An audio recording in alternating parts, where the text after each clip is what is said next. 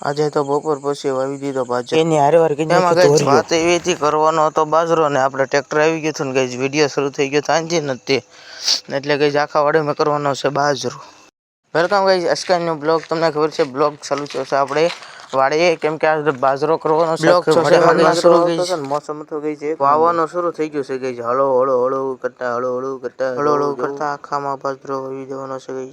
ઓલી બાજુ ગઈ વાવતું હતું ને બે ગયા હતા આપણે આ બાજુ કાયગા જાય છે ને કોઈસરા કરતો જાતો નતું ગઈ આપણે ફાસ્ટ મૂક્યું હતું એટલે પૂરું ગઈ.